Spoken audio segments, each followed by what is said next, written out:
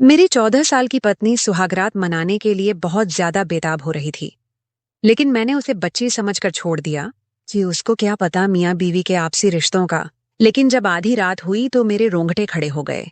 जिसे मैं 14 साल की बच्ची समझ रहा था, उसने तो अपने दोनों। आज मेरी शादी की पहली रात थी। बाकी लड़कों की तरह मेरे दिल में शादी को लेकर बहुत ज्यादा अरमान थे। मैं चाहता था कि मेरी पत्नी बहुत ही ज्यादा खूबसूरत और मेरी तरह ही जवान हो।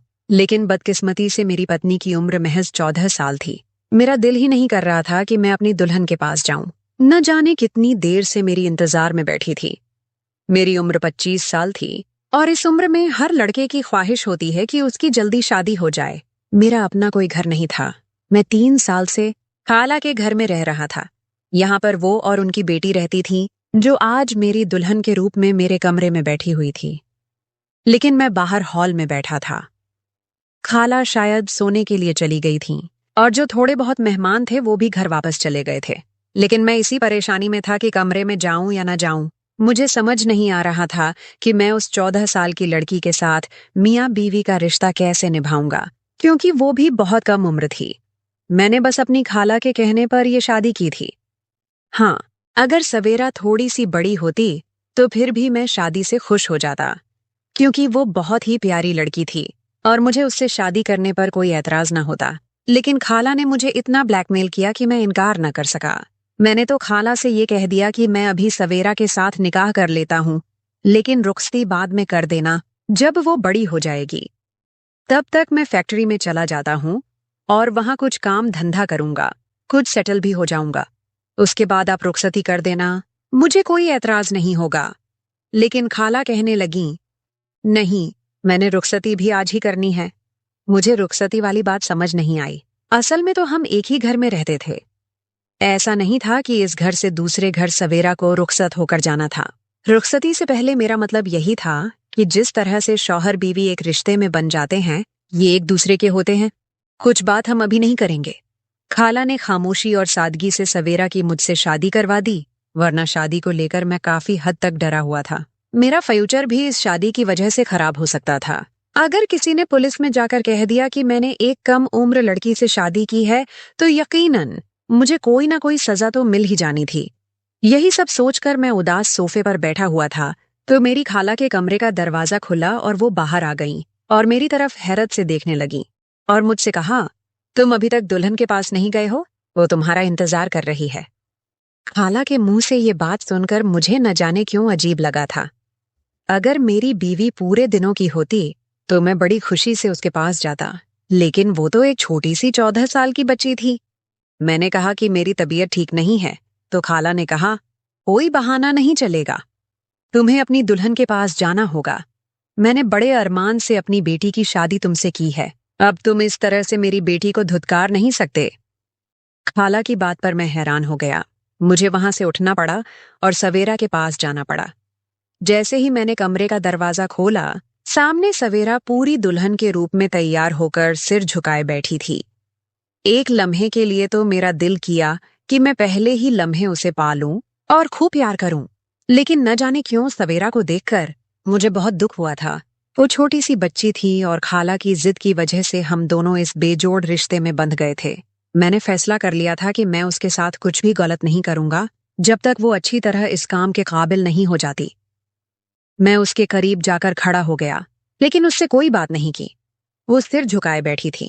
वो उस वक्त इतनी हसीन लग रही थी कि मैं उसका हुस्न लफ्जों में बयान नहीं कर सकता था। जिसकी उम्र 14 साल थी, लेकिन उसका मेकअप कुछ इस तरह से किया गया था कि वो अपनी उम्र से बड़ी लग रही थी। लेकिन मैं कैसे उस 14 साल के बच्चे से कोई रिश्ता बना सकता था? लेकिन मैं नहीं जानता था कि जिसे मैं 14 साल की बच्ची समझ रहा हूं, वो मुकम्मल औरत निकलेगी। मैंने खामोशी से तकिया उठाया और सामने सोफे पर जाकर सोने लगा।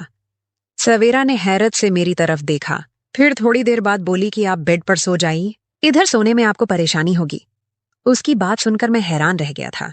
मुझे लगा कि वो मेरे करीब आने से घबरा जाएगी, लेकिन मैंने तकिया वापस अपनी जगह पर रखा और आंखें बंद करके लेट गया। मेरी आंखें बंद थीं, लेकिन मेरा दिमाग जागा हुआ था। मैंने आंखें खोलकर उसकी तरफ देखा तो वो मुझे ही देख रही थी। फिर मैंने उसे कहा कि तुम ये बारीक कपड़े उतार कर जरा हल्के कपड़े पहन लो, मुझे नींद आ रही है, लेकिन पता नहीं क्यों मुझे लगा था कि वो मेरी बात सुनकर नाराज हो रही थी। हालांकि मेरी बात पर उसे खुश हो जाना चाहिए था। मेरे हिसाब से तो उसे पति और पत्नी के रिश्ते के बारे में जानकारी नहीं होगी। इतनी छोटी सी तो थी। थोड़ी देर बाद वो बाथरूम में चली गई। उसने अपने कपड़े बदल लिए और मेरे साथ लेट गया तो मैंने उठकर करवट बदल दी। लेकिन मुझे सोते वक्त पता नहीं क्यों महसूस हो रहा था कि वो बार बार मेरी तरफ आ रही है। मैं फिर से उसकी जगह पर आराम से उसे धकेल देता, लेकिन वो फिर से सरक कर मेरे करीब आ जाती, या उसको ज्यादा नींद में इधर उधर करवटें बदलने की आदत थी। लेकिन मैं तो जाग रहा था। सिर्फ मैं ही नहीं जाग रहा था, उसकी ये हरकत मेरे जज्बातों को भी जगा रही थी। एक बार तो वो मेरे इतने करीब हो गई कि मेरे दिल की धड़कनों में शोर मच गया था। मेरी सांसें तेज हो गई थीं।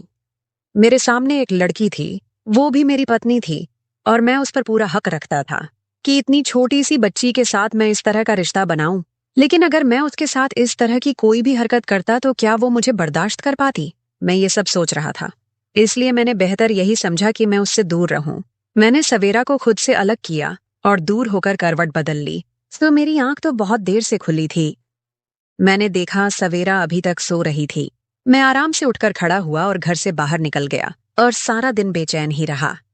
मैं नौकरी की तलाश में था कि मुझे जल्दी ही कोई नौकरी मिल जाए, लेकिन मुझे बहुत ही बेचैनी हो रही थी कि मैं कैसे सवेरा के साथ इतने साल एक कमरे में गुजार सकता हूँ। मैंने सोचा कि मैं सवेरा की माँ से बोलूंगा कि हमारा कमरा अलग अलग कर दें, जब तक वो इस काम के काबिल नहीं होती। सवेरा भी बड़े कद की लड़की थी और बेहद खूबसूरत थी। वो 14 साल की लड़की नहीं लगती थी। खूबसूरत इतनी थी कि पूरी जवान लगती थी। लेकिन मैं तो उसे हमेशा बच्चों की तरह ही समझता था। मैं ज्यादा सवेरा से बातचीत नहीं करता था। मैं 3 साल से इस घर में ऐसे रह रहा था जैसे मैं इस घर में ही ना हूं। मैं सारा दिन घर से बाहर ही रहता था और सिर्फ खाने और सोने के लिए ही घर आता था। मेरी जिंदगी बहुत ही आराम से गुजर रही थी। एक दिन खाला ने मुझसे एक ऐसी जिद कर दी कि मैं ख्याल भी नहीं कर सकता था। खाला की तबीयत थोड़ी खराब हो गई, तो उन्होंने मुझे बुलाया और कहा कि मेरी जिंदगी का कोई भरोसा नहीं है। मैं चाहती हूँ कि तुम मेरी बेटी से शादी कर लो। खाला की इस बात पर मैं हैरान हो गया था। सवेरा सिर्फ 14 साल की थी और मैं छोटी बच्ची से शादी कैसे कर सकता था? मेरी उम्र उस वक्त 25 साल थी। वो मुझसे पूरे 11 साल छोटी थी। लेकिन खाला काफी दिन तक मुझे जज्बाती तौर पर ब्लैकमेल करती रहीं। न करते हुए भी मुझे बुरा महसूस हो रहा था, क्योंकि मैं 3 साल से खाला के घर में रह रहा था। इसके अलावा मेरे पास मामू का घर था और वहां मुझे दिन रात बेइज्जत किया जाता था। मैं इसी कोशिश में लगा हुआ था कि कुछ न कुछ कारोबार शुरू कर लूं, और जब तक मेरे पास कारोबार शुरू करने के लिए अच्छा खासा पैसा नहीं आ जाता, तो तब तक मैं खाला के घर पर ही रहूंगा। और जो मैं थोड़ी बहुत ऑनलाइन से कमा रहा था उनको मैं अपने पास से रखना चाहता था, ताकि ज्यादा पैसे जमा हो सकें तो मैं अपना कोई कारोबार शुरू कर सकूं, और उसके बाद अपना कोई छोटा मोटा किराए का घर ले लूं, मतलब अपने रहने का इंतजाम कर लूं। पर अब खाला ने मेरे सामने ऐसी बात रखी थी कि जिसे मैं न मान सकता था, न ही इनकार कर सकता था। खाला के मुंह पर इतने एहसान थे कि मैं उन्हें इनकार ही नहीं कर पा रहा था। अगर मैं इनकार कर देता तो यकीनन खाला का दिल टूट जाता। वैसे ही वो अभी इतनी बीमारियों से लड़ रही थीं। उनको शुगर हो गई थी। डॉक्टर ने आराम करने की तलकीन की थी, और मैं उन्हें कोई सदमा नहीं देना चाहता था। अगर मेरी वजह से खाला को कुछ हो जाता, तो मैं जिंदगी भर खुद को माफ न कर पाता। बहुत सोचने के बाद मैं उनकी बेटी से शादी करने के लिए मान गया, लेकिन मेरी शर्त ये थी कि रुखसती सवेरा के जवान होने के बाद दी जाए। लेकिन खाला की बात सुनकर तो मेरे सर पर आसमान गिर पड़ा कि उन्हें निकाह के फौरन बाद ही रुखसती करनी है। मैंने कहा, ऐसी भी कोई मुसीबत नहीं आई कि इतनी जल्दी रुखसती हो जाए। मैं कहीं भागा नहीं जा रहा। खाला ने कहा कि कुछ भरोसा नहीं है कि कल को तुम्हें कोई और लड़की पसंद आ जाए और तुम मेरी बेटी को छोड़ दो, दूसरी लड़की के पीछे लग जाओ, क्योंकि अब तुम भी जवान हो। कोई भी लड़की तुम्हें अपनी मोहब्बत के जाल में फंसा सकती है, और फिर तो मेरी बेटी की जिंदगी बर्बाद हो जाएगी। तुम सोचोगे कि ये एक शादी ही तो है, तुम्हारे बीच कोई शौहर बीवी वाला रिश्ता नहीं है, और न बच्चों के ढोल जो तुम्हें बांध कर रखेगी। इस रिश्ते को खत्म करना तुम्हारे लिए आसान होगा। इसलिए मैं चाहती हूँ कि सवेरा की और तुम्हारी रुखसती भी हो जाए, और तुम दोनों शौहर बीवी की तरह रहो। खाला ने तो हर तरफ से मेरा रास्ता बंद कर दिया था। उनकी बात भी अपनी जगह सही थी कि सवेरा अभी छोटी थी, और मुमकिन था कि मैं किसी की मोहब्बत में गिरफ्तार होकर किसी और से शादी कर सकता था। क्योंकि मुझे आजकल काम के सिलसिले में लड़कियों का सामना करना पड़ जाता था। ऑनलाइन भी मेरी काफी स्टूडेंट लड़कियां थीं, जिनसे मेरी अच्छी खासी दोस्ती थी। हो सकता था कि उनमें से कोई मुझे अच्छी लग जाए और मेरा इरादा बदल जाए। बहुत ज्यादा सोचने के बाद मैंने सवेरा से शादी की हामी भर ली थी और इस शादी के लिए मैं भी तैयार हो गया था, क्योंकि मेरे पास अभी फिलहाल रहने की कोई जगह नहीं थी। जितने पैसे मैं जमा कर चुका था, वो घर लेने के लिए नहीं थे। सारी बातों को ध्यान में रखते हुए मैंने सवेरा से शादी करने में ही भलाई समझी और उसको अपनी किस्मत समझ लिया। सोचा कुछ साल इंतजार करता हूँ, वो बड़ी हो जाएगी, उसके बाद ही मैं उसके साथ कोई ताल्लुक कायम करूंगा, फिर जिंदगी अच्छी गुजर जाएगी। ये भी हो सकता है कि बड़ी होकर सवेरा का दिमाग बदल जाए और वो खुद ही शादी के लिए इनकार कर दे, क्योंकि मैं उससे 11 साल बड़ा था। अगर वो ऐसा करती तो मेरे लिए आसानी हो जाती और मेरा रास्ता साफ हो जाता। लेकिन सवेरा की हरकतें तो मुझे कुछ और ही बता रही थीं। वो इतनी भी छोटी नहीं थी जितनी छोटी मैं उसे समझ रहा था। मैंने महसूस किया था कि बहाने बहाने से वो मेरे करीब होने की कोशिश करती। फिर मुझे लगा कि शायद खाला ने ही सवेरा को ये समझाया होगा कि किसी तरह वो मुझसे शौहर बीवी वाला रिश्ता बना ले, ताकि जल्दी ही सवेरा उम्मीद से हो जाए और हम दोनों एक मजबूत रिश्ते में बंध जाएं। मुझे खाला की इस सोच पर अफसोस हो रहा था। उन्हें अपनी बेटी की सेहत की फिक्र नहीं थी, बस उसका फ्यूचर बनाना था। मैं कोई भागा तो नहीं जा रहा था, लेकिन कुछ वक्त बाद मेरा ये ख्याल गलत साबित हो गया। मैंने महसूस किया कि सवेरा तो खुद इस टाइप की लड़की थी। उसका दिमाग वक्त से पहले बड़ा हो गया था। वो हर वक्त मीडिया इस्तेमाल करती थी और शायद उसे इस रिश्ते के बारे में सब कुछ मालूम था और उसके अंदर अलग किस्म के जज्बात पैदा हो गए थे। और मैं उसका शौहर था, इसीलिए वो सोच रही थी कि जल्द से जल्द उसके करीब आ जाऊं। इस उम्र में लड़कियों के जज्बातों में बदलाव आ जाते हैं और उन्हें ये ख्वाहिश बहुत ज्यादा हो जाती है कि कोई लड़का उनके बहुत करीब हो जाए। कहते हैं इस उम्र में बच्चों को वालिदैन की तवज्जो की बहुत ज्यादा जरूरत होती है। अगर ऐसे में उनके ऊपर ध्यान न दिया जाए तो वो भटक जाती हैं, और सवेरा भी उसी उम्र से गुजर रही थी। शायद सवेरा को ये ख्वाहिश थी कि मैं उसके करीब जाऊं और एक रिश्ता कायम करूं, और इसीलिए वो बेधड़क मेरे सामने आ जाती थी। रात में हम एक बेड पर ही सोते थे, तो वो मेरे करीब आ जाती थी। अच्छे से तैयार होकर मुझे अपनी तरफ खींचने की कोशिश करती थी। वो भी सिर्फ जमात में थी। मैं जब उसे स्कूल छोड़ने जाता तो वो मेरी बाइक पर मुझसे चिपक कर बैठने की कोशिश करती थी। मैं उससे कहता कि मुझसे हटकर बैठा करो, तो कुछ देर के लिए तो वो पीछे हो जाती, लेकिन फिर दोबारा से मेरे करीब हो जाती। मेरे दिल की धड़कनों में तूफान मच जाता था, लेकिन मैं खुद पर कंट्रोल करता था। मुझे उसकी हरकतों पर गुस्सा आने लगा था। कुछ दिनों से मैंने देखा कि सवेरा की हालत दिन ब दिन खराब होती जा रही थी। उसे इस बात की परेशानी थी कि मैं उसके करीब नहीं जा रहा। लेकिन उस दिन मेरी बर्दाश्त की हद खत्म हो गई, जब उसने खुद ही मेरे बहुत ज्यादा करीब आने की कोशिश की। शायद उसको खुद पर कंट्रोल नहीं रहा था और वो मेरे सीने से लग गई। मेरे जिस्म में भी जैसे आग लग चुकी थी। लेकिन मुझे सवेरा की ये हरकत बिल्कुल पसंद नहीं आई थी। गुस्से से मेरा बुरा हाल था और इसी गुस्से में मैंने उसे झटक दिया था और वो रोने लगी। बोली, मैं आपकी पत्नी हूं, आप मुझसे दूर क्यों रहते हैं? मैंने उसे कहा, अपनी उम्र देखो, क्या तुम इन कामों को बर्दाश्त कर लोगी? मेरा गुस्से के मारे बुरा हाल था। मैंने उसको बहुत ज्यादा डांट दिया था और घर छोड़कर चला गया। 2 दिन तक घर से बाहर रहा और अपना मोबाइल भी ऑफ कर दिया, और 2 दिन मैंने अपने दोस्त के घर पर रहा। मैं दिमागी तौर पर बहुत ज्यादा परेशान था। घर वापस आया तो खाला बहुत परेशान थीं। उन्होंने कहा कि मुझे पता था तुम मेरी बेटी को छोड़कर चले जाओगे, यही डर था मुझे। मैंने देखा कि सवेरा का रंग पीला पड़ा हुआ था और उसकी तबीयत भी ठीक नहीं लग रही थी। वो शायद मेरे घर छोड़ जाने की वजह से बहुत ही परेशान थी। मुझे पहली बार अपनी गलती का एहसास हुआ था।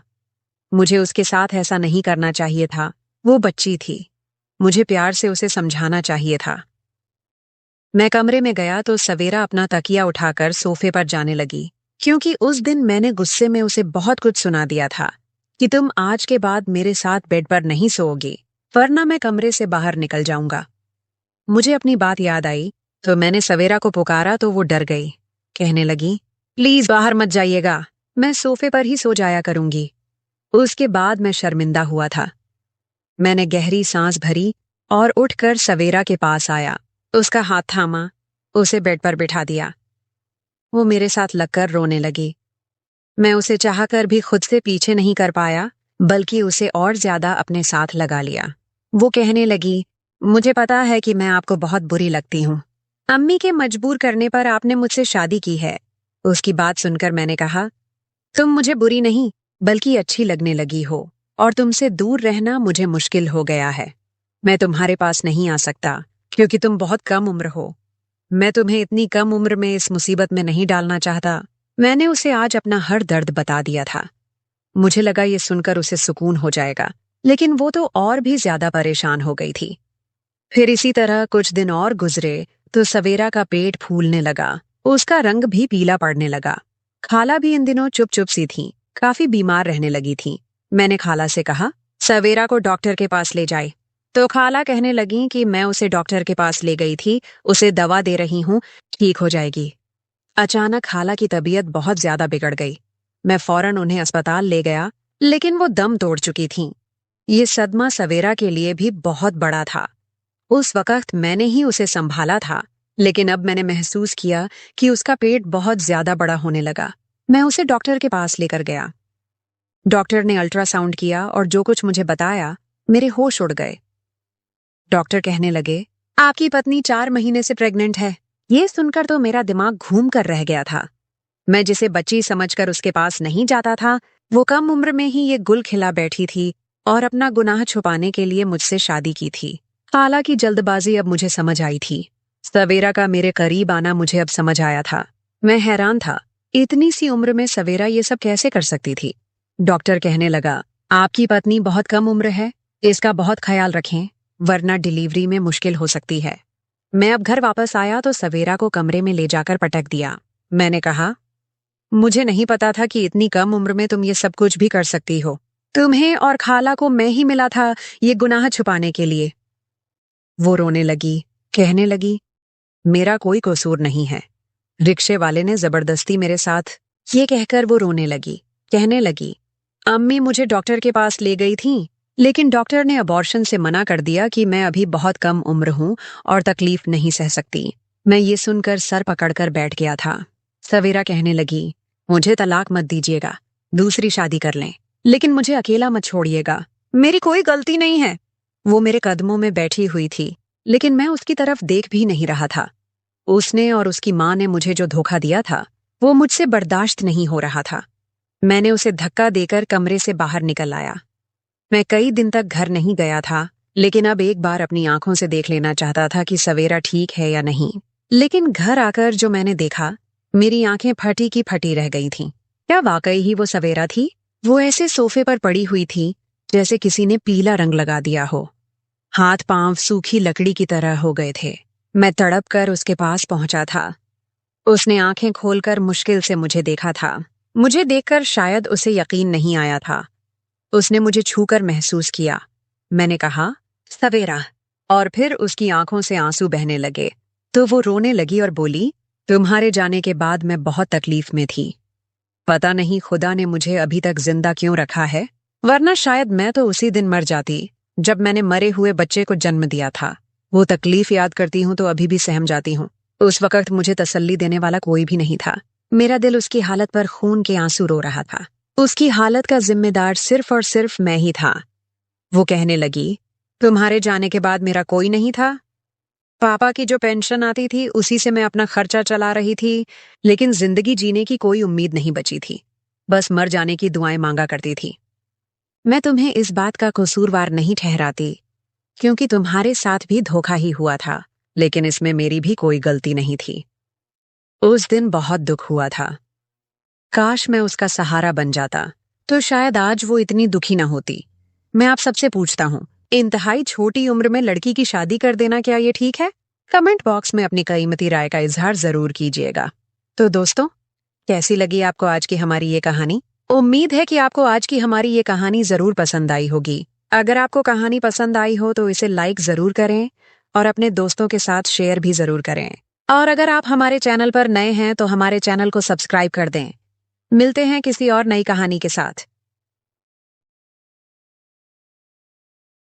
मेरा नाम जिया है। मैं बहुत खूबसूरत थी और मेरी शादी ऐसे घर में हुई जहां सिर्फ मैं और मेरा देवर रहता था। मेरे ससुराल वाले विदेश में रहते थे। वो बहुत अमीर थे। मेरी सास भी नहीं थी। पहले तो मैं बहुत खुश थी कि इस घर में न सास है, न नंद है, न ननद है। लेकिन धीरे धीरे मुझे एहसास हुआ कि यहां रहना बहुत मुश्किल है, क्योंकि ये घर सिर्फ मर्दों का घर था। मैं अपने बारे में किसी से कुछ भी नहीं बोल सकती थी। मेरे पति भी बहुत गंभीर थे। मेरे माता पिता ने भी मुझसे शादी की और इस देश को छोड़ दिया, क्योंकि वो मेरी शादी करवाने यहां आए थे। हम पहले कतर में रहते थे। मेरे माता पिता मुझे पाकिस्तान लाना चाहते थे ताकि मैं अपने वतन के करीब रह सकूं। मैंने ऐसा किया, लेकिन मैं बहुत चिंतित थी। इस चिंता की वजह से मेरे अभी तक कोई बच्चा नहीं हुआ।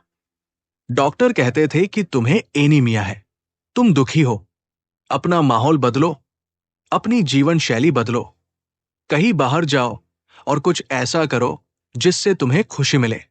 लेकिन मेरे पति ऐसे काम करते थे कि वो इस घर में एक दिन की छुट्टी भी नहीं ले पाते थे। मेरे बहनोई ने मुझसे बात की थी। कभी कभी मेरे बहनोई और मैं किसी को खाने के लिए और हम एक साथ पिज्जा खा जाते हैं। जीवन इस तरह से चल रहा था। 10 साल हो गए हैं, लेकिन मेरे घर पर अभी भी कोई बच्चा नहीं है। मैं बांझ होने के कारण प्रसिद्ध हो रही थी, लेकिन डॉक्टर ने कहा कि आपको कोई खास परेशानी नहीं है, आपके बच्चे हो सकते हैं। डॉक्टर ने मुझे आज ही अपने पति से अपने वातावरण में बदलाव के बारे में बात करने को कहा। आपको शांतिपूर्ण स्थान पर ले जाऊंगा। लेकिन जब मैंने अपने पति को इस बारे में बताया, तो उन्होंने मुझे कुछ नई खबर दी। उसने कहा कि मुझे काम के लिए दूसरे शहर जाना है और मैं वहीं रहूंगी, शायद 9 या 10 महीने के लिए।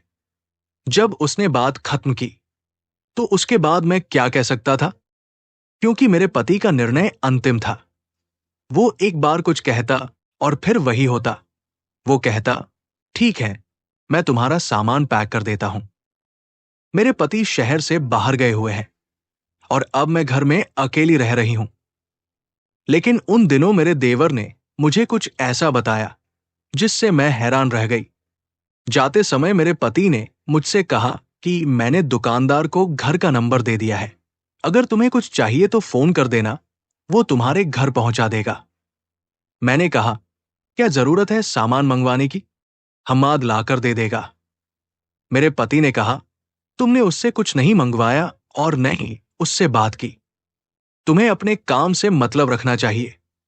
तुम्हें अपने काम से मतलब रखना चाहिए। उसके लिए खाना बनाने की जरूरत नहीं है, वो बाहर से खा लेगा। मैंने कहा, क्या हुआ? वो मुझसे कहने लगी कि मैं तुम्हारा पति हूं, तुम्हें मेरी बात माननी होगी। मैंने पूछा कि क्या कुछ हुआ? उसने कहा, ऐसा कुछ नहीं हुआ, मैंने तो बस तुमसे कहा था कि उससे दूर रहो। मेरी एक मौसी उमराह पर गई हुई है, जब वो वापस आएगी तो वो भी तुम्हारे साथ रहने आएगी। मैं जाऊंगी, तुम्हारा ख्याल रखूंगी, तुम्हारे दिल की चिंता नहीं करूंगी। अजीब बात थी कि मेरे पति ने जाने से पहले अपने जीजा से मुलाकात भी नहीं की। शायद भाइयों में कुछ नाराजगी थी, लेकिन ऐसा पहले कभी नहीं हुआ था, क्योंकि मेरे जीजा मुझसे छोटे थे और मेरे पति को हमेशा इसका एहसास होता था।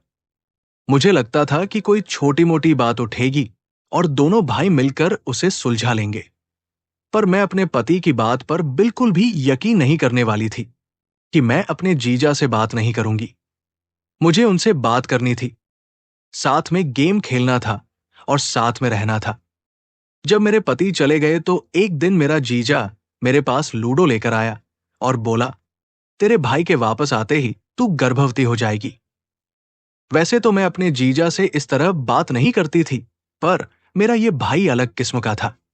हम एक दूसरे से दोस्तों की तरह बात करते थे। उसने कहा, बहुत दिन हो गए भाई, तुझे पता ही नहीं कि वो तेरा इलाज नहीं करवा रहे हैं, तुझे बच्चा करवाने के लिए कहीं लेकर भी नहीं जा रहे हैं। पर मैं इस घर में एक बच्चा देखना चाहता हूं, ताकि तेरे चेहरे की उदासी खत्म हो जाए। इसीलिए मैं ये बच्चा लेकर आया हूं। तुझे 7 दिन तक यही खाना पड़ेगा। उसके बाद जब मेरा भाई आएगा तो तुझे भी खुशखबरी मिलेगी। मैंने अपने जीजा का शुक्रिया अदा किया और उसे ये भी कहा कि तू वाकई बहुत अच्छा इंसान है जो इतना सोचा। अल्लाह तुझे एक प्यारे से बच्चे का चाचा बनाए। उसने वो लाड़ो खा ली और इस तरह 7 दिन तक वो रोज वो लाड़ो खाती रही, ये सोचकर कि सब ठीक हो जाएगा। मेरे जीजा भी मुझे रोज कहानियां सुनाते कि फला ने भी ये लाड़ो खाई थी। जहां से मैं इसे लाया हूं वहां ये बहुत मशहूर है। लोग उनके पास जाते हैं और अपनी समस्याओं का समाधान करवाते हैं। आपकी समस्या का भी समाधान हो जाएगा। मैंने खास पूजा भी करवाई है। लेकिन मेरे जीजा ने मुझे ये भी कहा कि आप अपने पति को इस बारे में बिल्कुल भी ना बताएं, क्योंकि वो ऐसी चीजों पर विश्वास नहीं करते, और अगर उन्हें पता चल गया कि मैंने आपको ये लाड़ो दी है तो वो मुझे मार देंगे। मैंने कहा कोई झगड़ा हो रहा है क्या? वो बोले नहीं, कोई झगड़ा नहीं है। वो मुझे वही भेजना चाहते थे जहां वो गए हैं, पर मैं जाना नहीं चाहती थी, इसलिए वो मुझ पर गुस्सा हो गए। मैंने उनसे कहा इतनी सी बात थी। वो ऐसे गुस्सा हो रहे थे जैसे तुम्हारे साथ जीना मरना सब खत्म हो गया हो। वो बोले हाँ वो ऐसे ही है, तुरंत गुस्सा हो जाते हैं। पर इन दिनों मैंने अपने देवर में एक और बात नोटिस की थी जो पहले कभी नहीं की थी। वो ये कि अब वो रात को देर से घर आते थे। मैं भी अकेली होती थी, तो मैंने उनसे कहा जल्दी आ जाओ, मेरा दिल घबरा रहा है। वो बोले भाभी मैं जल्दी आने की कोशिश करता हूं, पर मेरा एक ही काम है, सुबह तुम्हारे लिए लड्डू लाना। ये पूरी रात किया जाता है और मुझे इसे करने के लिए वही बैठना पड़ता है। 7 दिनों तक मैंने वो लड्डू खाए और अपने पति को बहाने से बुलाया और कहा कि आज मुझे आपसे कुछ जरूरी काम है। मेरा मन भी नहीं है, मैं अकेली हूं। मेरे पति ने कहा ठीक है, तो मैं आपको अपने साथ ले चलता हूं, क्योंकि मुझे यहां बहुत काम करना है। मैंने कहा हाँ आइए, मुझे आपकी जरूरत है। लेकिन जब मेरे पति आए तो मुझे ये देखकर आश्चर्य हुआ कि उन्होंने मेरे जीजा को नमस्ते भी नहीं किया। वे उनके पास से ऐसे गुजरे जैसे वे बैठे ही न हों। मेरे जीजा भी हैरान थे, क्योंकि इससे पहले वे कह रहे थे कि जब वे आएंगे तो मुझे जरूर माफ कर देंगे और सब ठीक हो जाएगा। लेकिन मेरे पति ने ऐसा नहीं किया। मेरे पति मुझे अपने साथ शहर ले गए और मैं वहीं रहने लगी। मैं यहां रहते हुए केवल 1 महीने ही हुआ था जब मुझे पता चला कि मैं होप से हूं। यह खबर मेरे लिए एक मरते हुए व्यक्ति को जीवन मिलने के समान थी।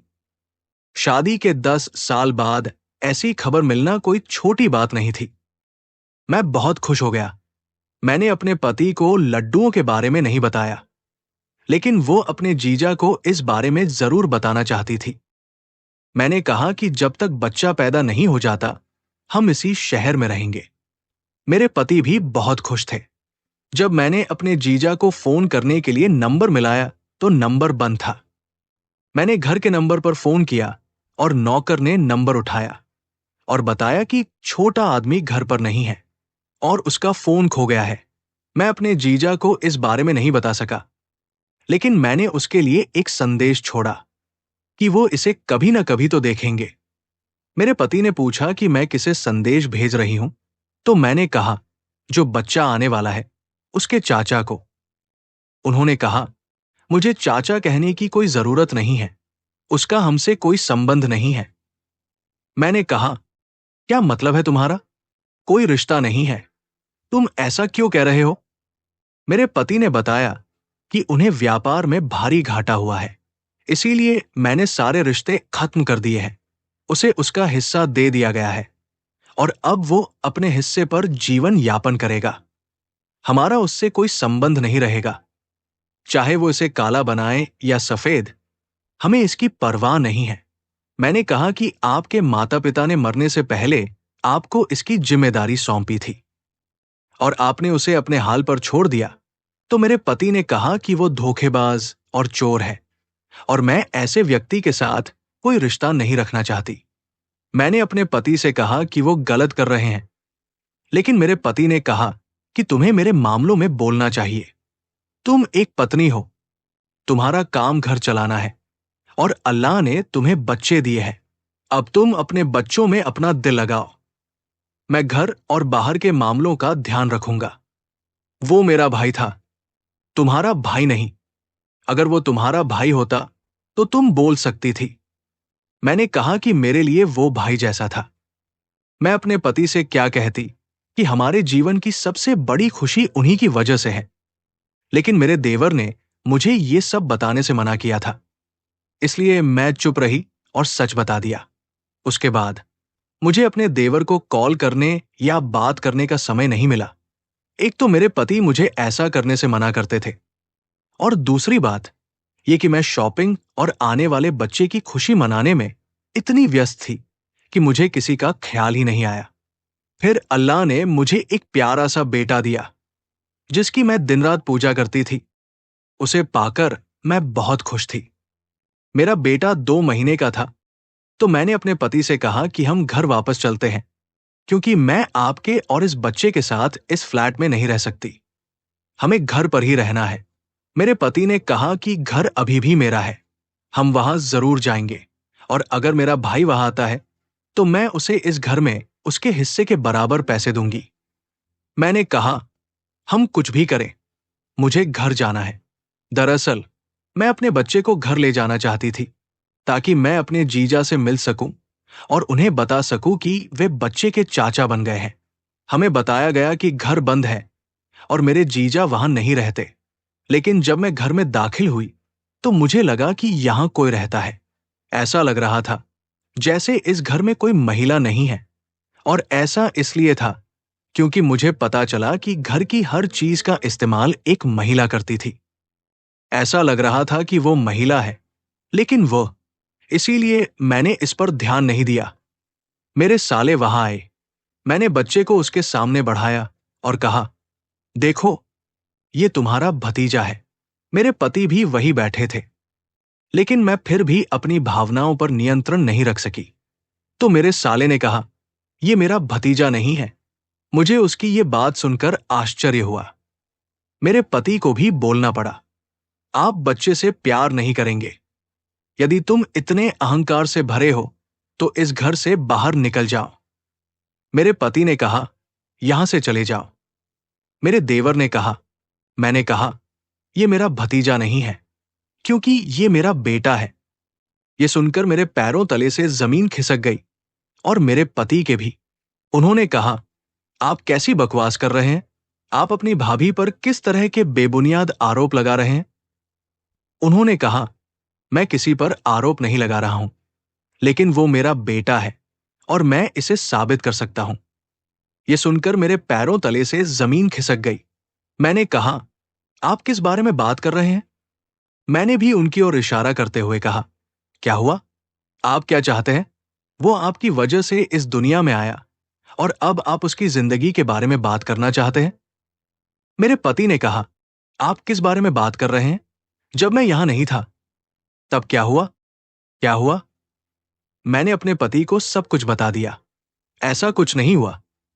मैंने सिर्फ 7 दिनों तक उनके द्वारा लाए गए लड्डू खाए।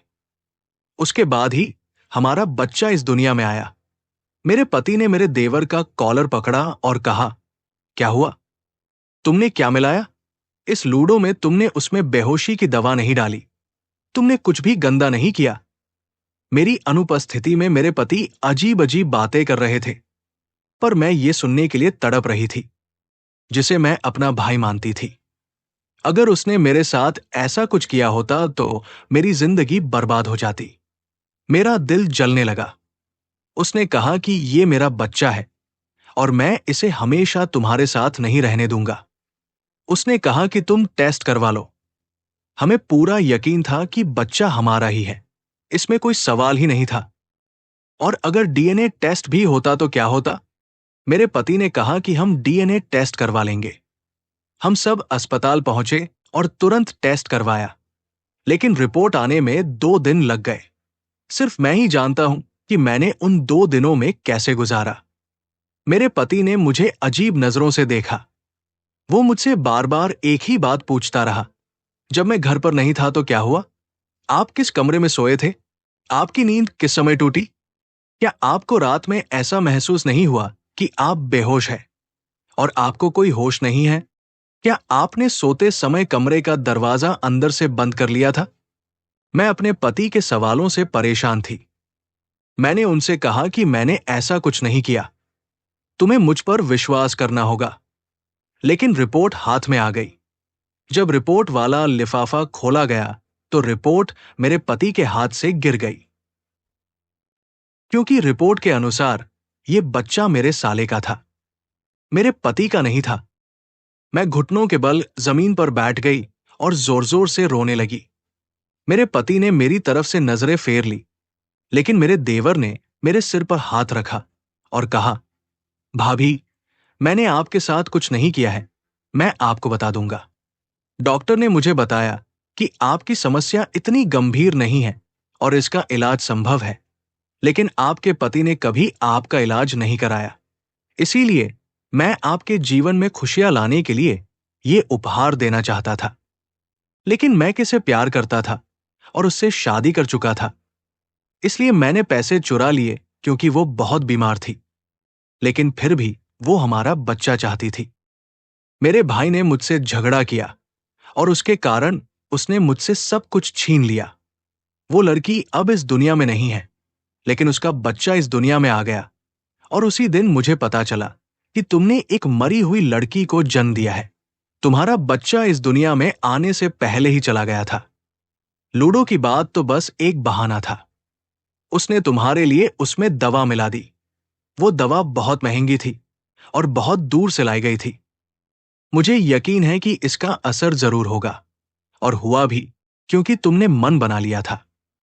बस इसे किस्मत कहो या कुछ और। तुम गर्भवती हो गई, लेकिन तुम्हारा बच्चा बहुत कमजोर था और पैदा होते ही मर गया। मैंने अपने बच्चे को उस बच्चे की जगह रख दिया, क्योंकि मैं तुम्हारा भला करना चाहता था, और मैं ये भला सिर्फ तुम्हारा कर रहा था, तुम्हारे पति का नहीं। लेकिन फिर मुझे पता चला कि तुम्हारे पति ने मेरा कोई भला नहीं किया और मुझे मेरी संपत्ति से वंचित कर दिया। तुमने मुझे पूरी तरह से ठुकरा दिया। इसलिए मैं अपना बच्चा तुमसे वापस लेने आई हूं। मैं उसके बिना नहीं रह सकती, क्योंकि मेरे पास बस यही बचा है। तुम्हारे पति ने सब कुछ अपने नाम कर लिया है। मेरे देवर की आंखों में आंसू थे। वो बहुत रो रहा था। मैंने उससे कहा कि मैं भी उसके बिना नहीं रह सकती। मैं अपने देवर के पैरों में बैठ गई और उससे कहा कि तुमने हमेशा मेरी मदद की है, मुझे ये बच्चा दे दो। मैं इसे अपना बच्चा मानती हूं। मैं इसे 3 महीने से पाल रही हूं। तुमने मेरे साथ बहुत अच्छा किया है। अगर मुझे पता होता कि मेरा बच्चा इस दुनिया से चला गया है, तो मेरी गोद सूनी हो जाती। कसम से मैं उसी समय मर जाती। मुझे अभी भी उसके जाने का दर्द महसूस होता है, लेकिन वो मेरे हाथों में है। मैं अपना जीवन जीने के बारे में सोच रही हूं। मैंने अपने पति से कहा कि तुमने ऐसा क्यों किया? उसे माफ कर दो। उसने जो भी किया, प्यार के लिए किया। तुम हमेशा अपने काम में व्यस्त रहती थी। तुमने कभी मेरी तरफ नहीं देखा और नहीं मेरा इलाज करवाया। तुम्हारे भाई ने फिर भी मेरे साथ अच्छा व्यवहार किया, भले ही वो मेरे साथ बुरा कर सकता था। वो सब कुछ कर सकता था जिसकी तुम उससे अपेक्षा करती हो, लेकिन उसने मेरा सम्मान रखा। उसने ये सब मेरे लिए किया। उसने मुझे अपने बच्चे भी दे दिए। अब तुम्हें उसे माफ कर देना चाहिए।